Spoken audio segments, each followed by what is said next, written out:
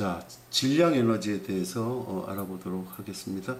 자, 우리 그 전자의 질량 에너지를 계산하라라는 문제가 있는데, E = mc 제곱이라는 질량 에너지 등가 원리를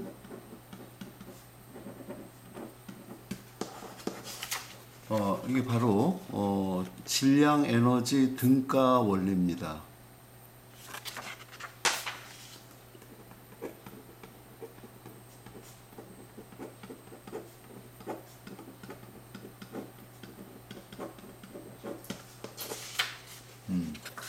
다시요. 이게 바로 질량이 곧 에너지와 같다는 아인슈타인이 알아낸 법칙입니다. 여기서 m이라는 것은 상대론적 질량이 되겠습니다.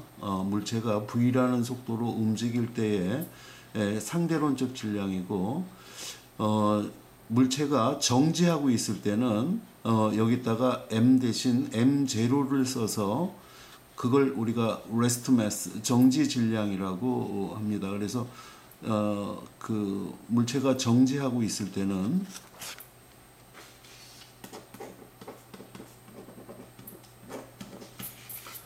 이렇게 E = m0c 제곱이라고 써서 이게 바로 정지 질량 에너지가 되겠습니다. 그래서 보통 이 정지 질량 에너지를 E0로 표현을 합니다. 자, 이 그 질량이 곧 에너지라는 것은 이 1905년 이전까지는 이 아인슈타인의 상대성 이론이 나오기 전까지는 사람들이 전혀 몰랐습니다. 그래서 이 새로운 에너지를 갖다가 아인슈타인이 알아낸 겁니다. 자, 이 그 아인슈타인 이전에 그 한 세대 그 빠른 그 우리 여성 물리학자가 있습니다. 폴란드 출신의 퀴리 부인이라고 알고 있죠. 그 분이 그 핵물리학 전공인데 왜 이렇게 그 핵 분열이 일어나고 그럴 때 엄청난 에너지가 방출되는가를 이유를 몰랐습니다. 그래서 나중에 아인슈타인이 이 질량 에너지 등가 원리를 이용해 갖고 이러한 새로운 에너지가 물질 속에는 숨겨져 있다는 것을 알아낸 겁니다. 자, 여기 전자의 질량 에너지. 자, 여기서 봐야 될 것은 뭐냐면은 에너지가 일렉트론 볼트가 있고 줄이 있다는 거예요. 그래서 우리가 작은 물질 소립자들을 다룰 때는 줄을 우리가 통상적으로 이용하지 않고 일렉트론 볼트를 이용을 합니다. 자, 1.6 곱하기 10의 마이너스 19승 줄, 이게 얼마나 작은 양인지 우리가 잘 모르잖아요. 그래서 일렉트론 볼트로 많이 표현을 합니다. 자, 전자가 정지하고 있을 때의 정지 질량 E0는 m 전자가 정지하고 있을 때의 질량 곱하기 광속의 제곱입니다. 이거 잘못 썼어요. 이거 라지 C로 써야 됩니다. 자, 전자가 정지하고 있을 때는 9.11 곱하기 10의 마이너스 31승 kg입니다. 그리고 광속은 3 곱하기 10의 8승 메타파세크, 이 전체 제곱해주게 되면은 약 8 곱하기 10의 마이너스 14승 줄이 나오는데, 이걸 일렉트론 볼트로다가 이렇게 고친다는 거예요. 그래서 자, 요거 우리가 알고 있어야 될 값입니다. 전자 많이 나옵니다. 전자의 정지 질량 에너지 값은 약 0.5 메가 일렉트론 볼트 정도 됩니다. 0.5 메가 일렉트론 볼트.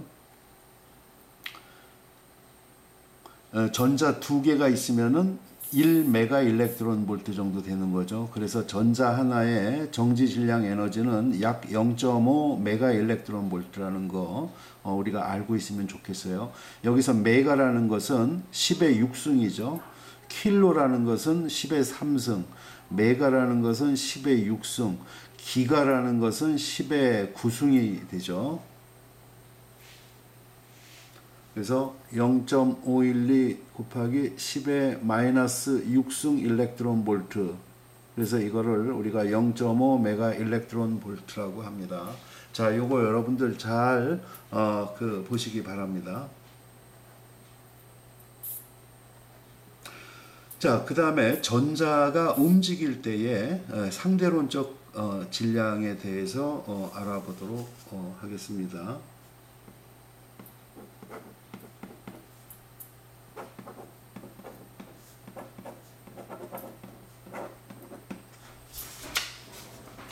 자, 이것이 맨 밑에 있는 식이 물질의 이 값이 상대론적 총 에너지입니다. 이것은 그 물질의 카이네틱 에너지, 운동 에너지 플러스 정지 질량 에너지 m0 c 제곱으로다가 주어집니다. 자, 이 식을 이용해서 문제를 푸는 겁니다.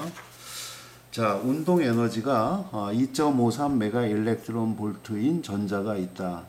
아까 그 정지 질량 에너지는 얼마였었죠? 약 0.5 메가 일렉트론 볼트였었죠. 그래서 이 녀석은 상당히 빨리 지금 움직이고 있다는 것을 알 수가 있습니다. 자, 이 움직이는 전자의 총 에너지 값은 어떻게 되겠느냐 하는 거예요. 그리고 상대론적 운동량은 얼마가 될까? 이 전자 움직일 때의 상대론적 질량은 얼마가 될까를 구하는 겁니다.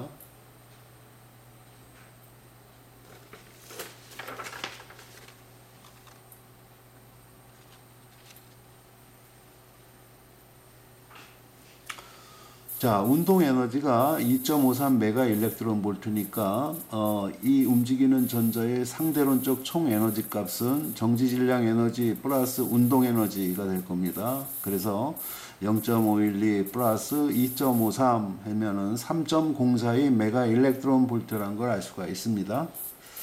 자, 두 번째 상대론적 운동량은 어떻게 될까? 이거 앞에서 질량의 상대론적 에너지와 상대론적 운동량의 관계식을 갖다가 우리가 매니퓰레이션 해갖고서는 이런 결과식을 얻어낸 적이 있었습니다.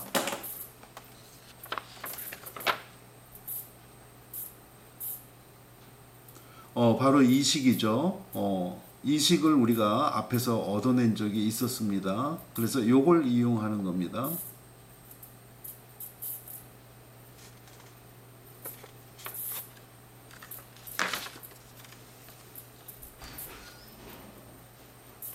그래서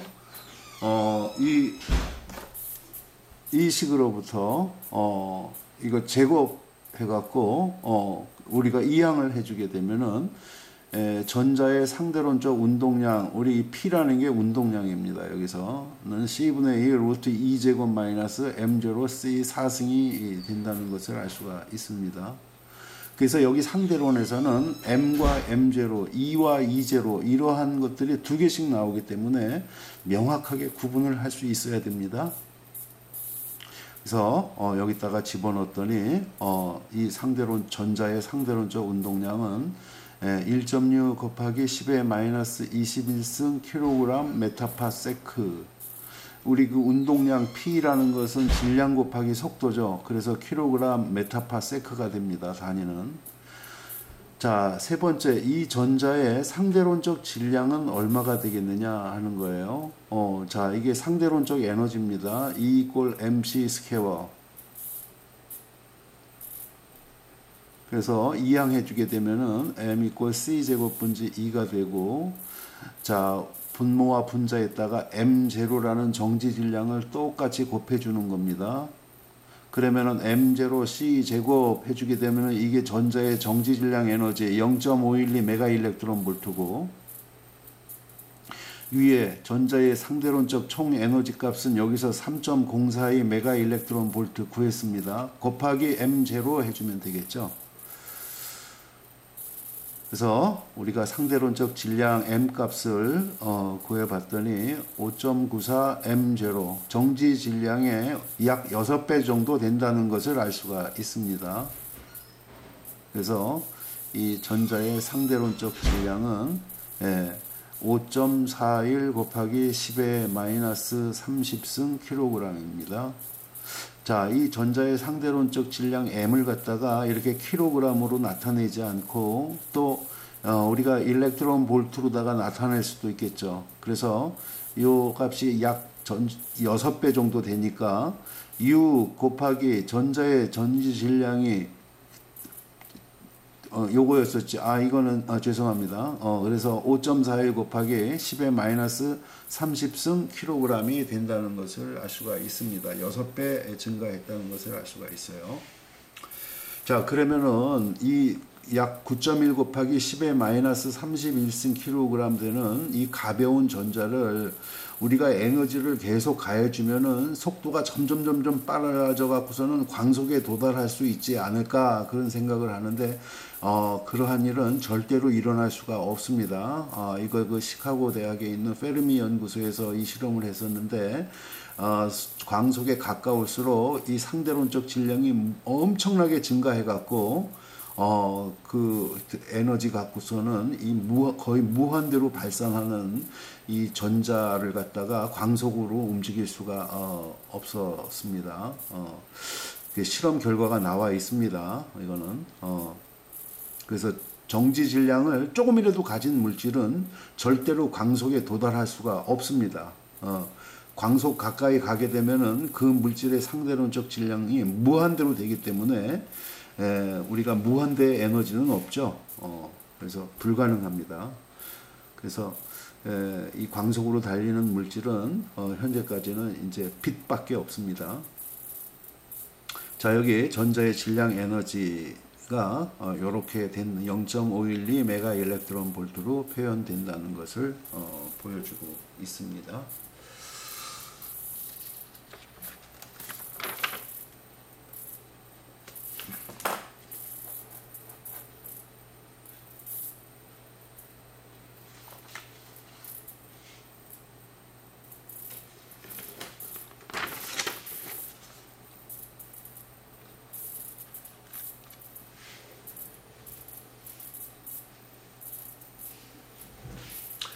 자, 우리가 일반 상대로 들어가기에 앞서서 그 빛에 대한 상대론적 도플러 효과를 잠시 알아보도록 하겠습니다. 이것은 1928년도에 미국 출신인 허블이라는 물리학자에 의해서 알려진 사실입니다.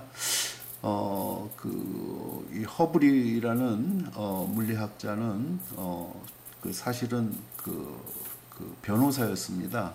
예일대 법과대학을 나온 변호사였는데 법학 공부를 더 하기 위해서 영국으로 그 유학을 갔다가 그 영국에서 천체물리학에 매료돼서 이 변호사를 집어던지고 물리학자가 된 사람입니다. 자, 우리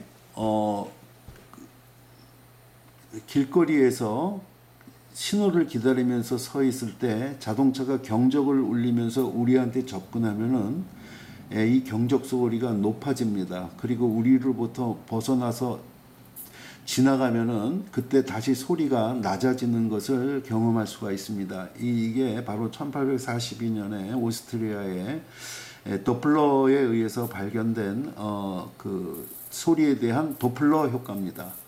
자, 근데 이 소리에 대한 도플러 효과를 이제 1928년도에 이 허블이 조금 이걸 변형을 시켜갖고 그 빛에 대한 도플러 효과를 만들었습니다.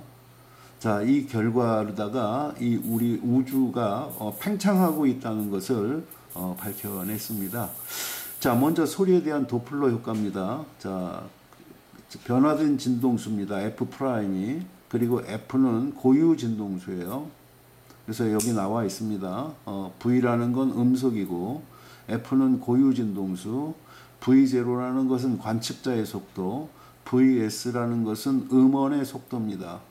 그래서 이 소리에 대한 도플러 효과는 음원이 관측자 쪽으로 접근할 때, 관측자가 음원 쪽으로 접근할 때 똑같은 속도로 할지라도 이 F'이 바뀝니다.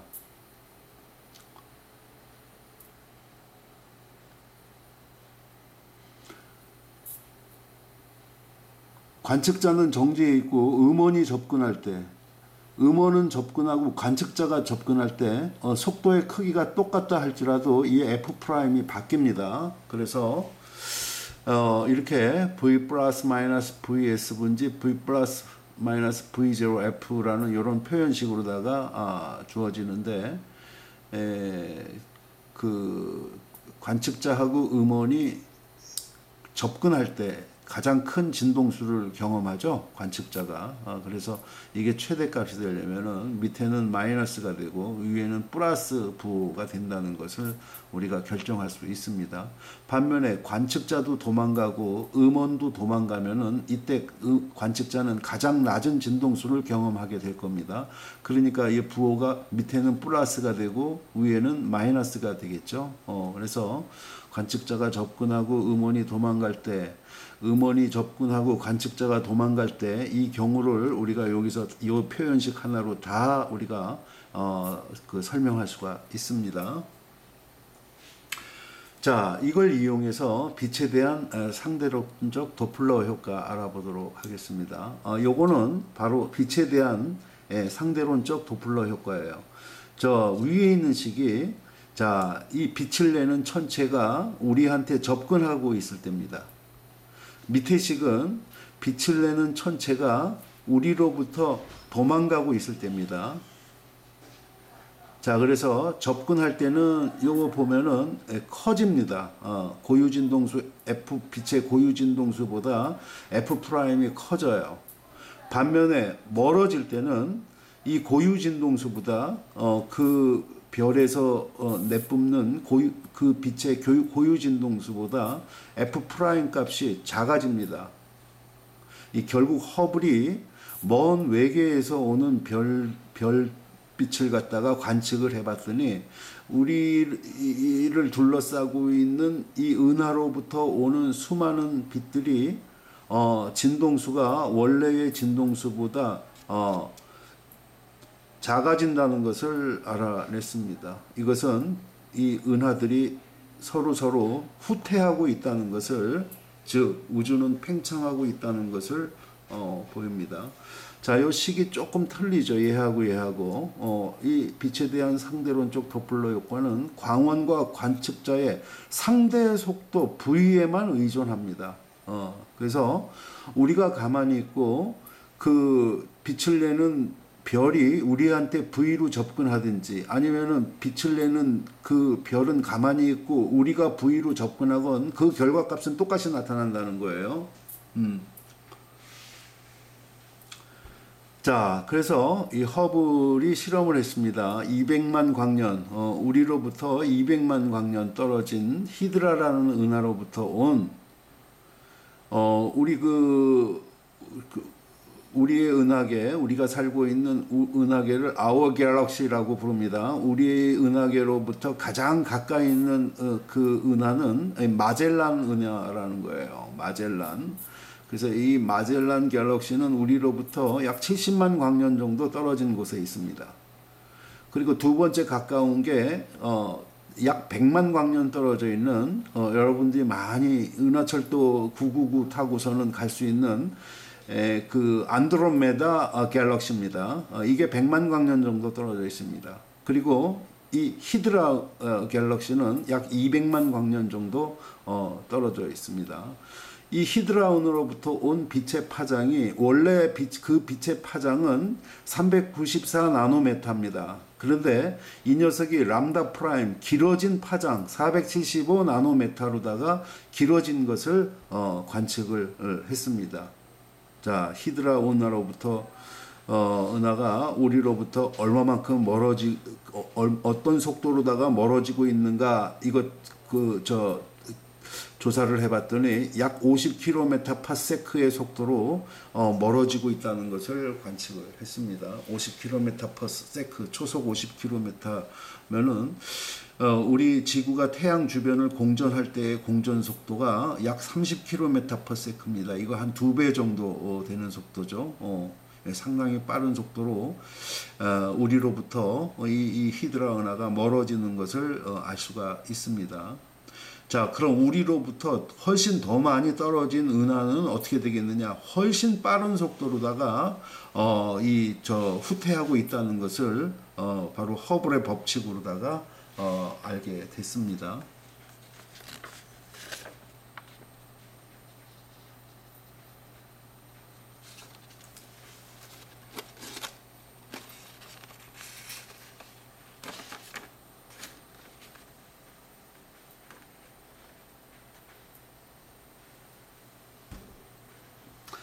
자, 우리 F 이퀄 람다 분의 C가 되죠. 모든 파동의 속도는 그 파동의 진동수 곱하기 파장으로 주어집니다. 그래서 이 식을 이용해 갖고 우리가 람다 프라임으로부터 F 프라임 값을 구할 수가 있습니다. 자, 허블의 법칙입니다. 그 은하의 후퇴 속도는 허블 상수 곱하기 우리로부터 그 은하까지 떨어진 거리에 비례한다는 거예요.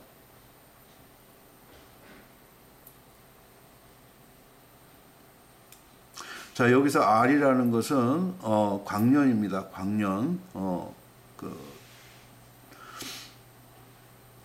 자, 그래서 V라는 것은 후퇴 속도입니다. 그리고 R이라는 것은 은하와 은하 사이의 거리입니다. 그리고 H라는 것은 허블 상수입니다. 그래서 70km/s 메가파세크입니다. 메가파세크. 보이나요?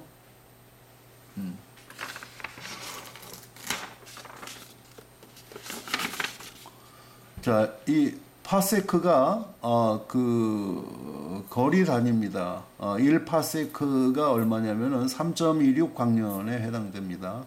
그러니까 1메가파세크는 얼마가 돼요? 10의 6승이 메가라고 그랬었죠. 곱하기 3.26 광년이 됩니다.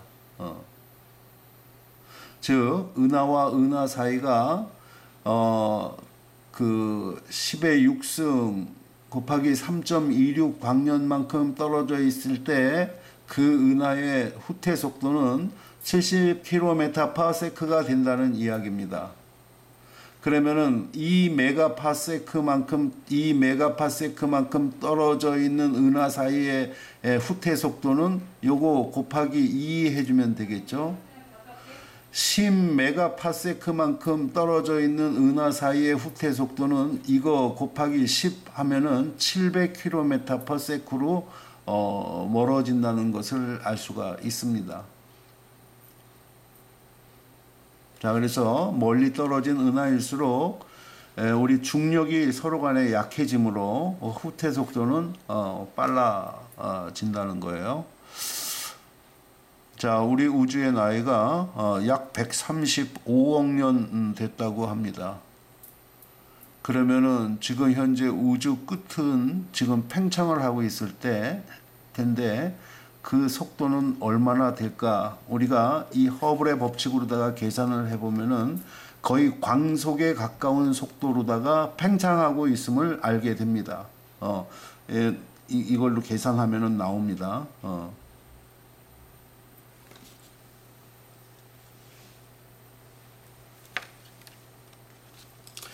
자, 이러한 허블의 법칙으로 우주가 팽창하고 있음을 알게 되었습니다. 이거를 적색편이라고 부릅니다. 레드시프트라고 합니다.